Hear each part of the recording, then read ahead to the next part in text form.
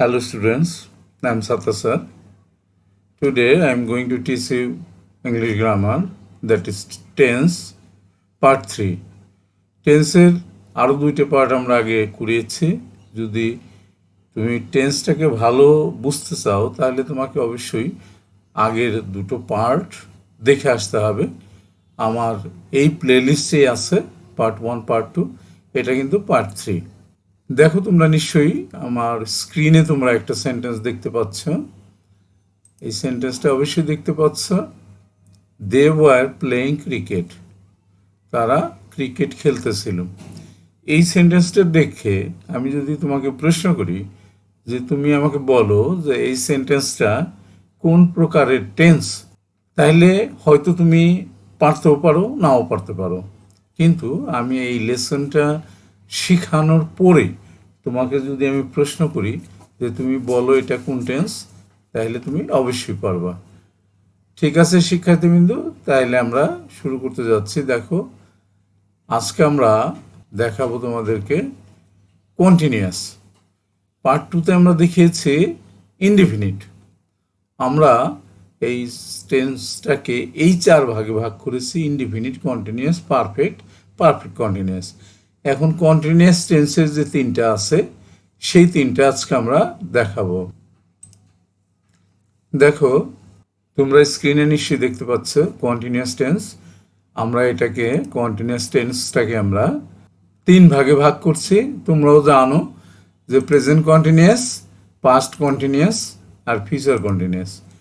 Continuous tense এই 3টা আছে: present continuous, past continuous, future continuous.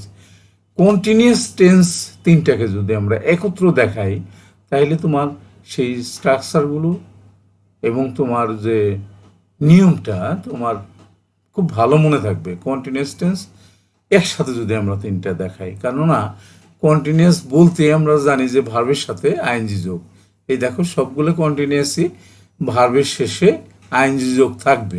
হ্যাঁ, আর প্রেজেন্ট কন্টিনিউয়াসে আমরা শর্টকাটে যদি বলি এমন হয় যে am is are ING, past কন্টিনিউয়াসে বলি ওয়াজ ওয়ার আইএনজি, আর ফিউচার কন্টিনিউয়াসে বলি shall be, will be ING. এই তো স্ট্রাকচার হয়ে গেল কন্টিনিউয়াস টেন্স। আর একটু ভালো করে যদি দেখাই, দেখো এই প্রেজেন্ট কন্টিনিউয়াসে যদি যাই আমরা, প্রেজেন্ট কন্টিনিউয়াসের স্ট্রাকচারটা দেখো। প্রথমে দেখো subject plus am oblique is oblique are plus V1 plus ING plus extension. তাহলে তুমি বুঝতে পারলা যে এখানে subject plus am is are plus মূল ভার্বের সাথে আইএনজি যোগ। এটা প্রেজেন্ট কন্টিনিউয়াস। ওই যে কথাটা শর্টকাটে বলছিলাম যে এম ইজ আর আইএনজি, দেখো সেরকম একটা এক্সাম্পল এখানে আমরা দেখিয়েছি। দেখো she is playing football, is কিন্তু সে ফুটবল খেলতেছে।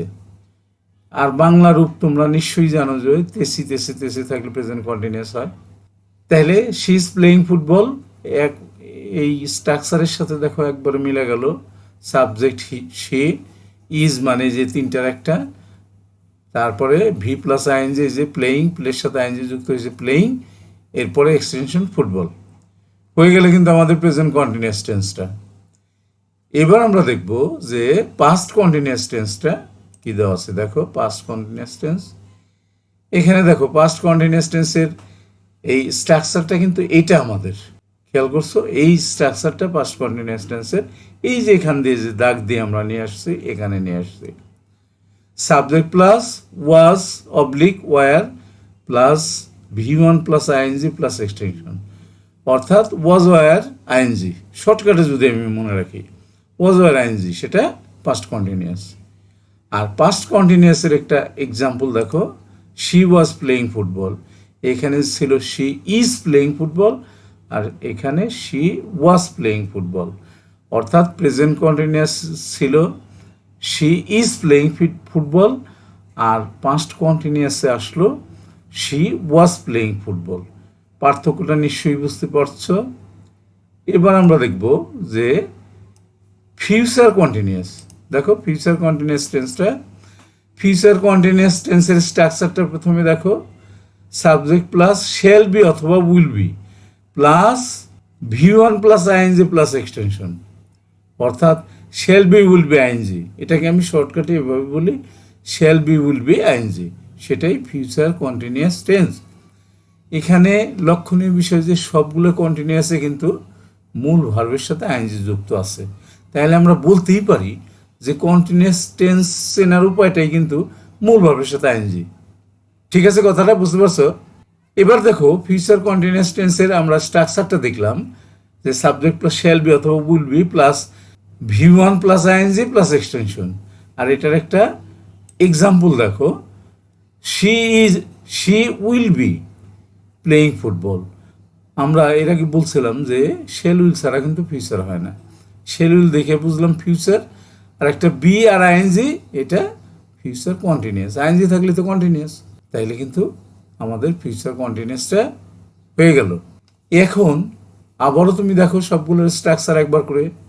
আমি যদি মুখে বলি আমি বলবো এভাবে যে present continuous am is are ING, past continuous was were ING, আর future continuous shall be will be ING. শর্টকাটে নিশ্চয়ই তোমরা বুঝতে পেরেছ।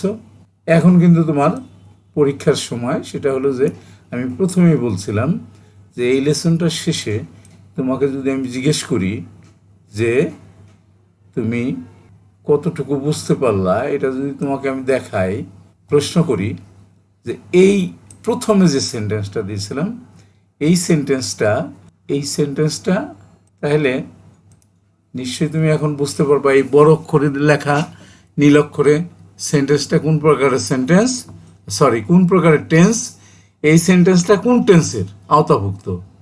তাইলে অবশ্যই তুমি লিখবা।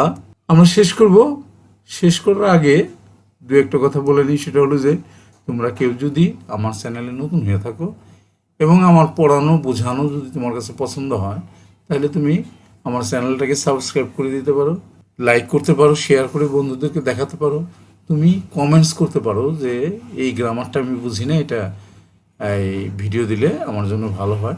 ঠিক আছে, তাহলে যে কোনো ধরনের কমেন্টস করলে আমি কিন্তু তোমার কমেন্টসের উত্তর দেবো। আর যারা ইতিমধ্যে আমার চ্যানেলটাকে সাবস্ক্রাইব করে ফেলেছো তাদেরকে অসংখ্য ধন্যবাদ। পরিশেষে সকলকেই পরবর্তী লেসন দেখার আমন্ত্রণ জানিয়ে এখানে শেষ করছি। See you next.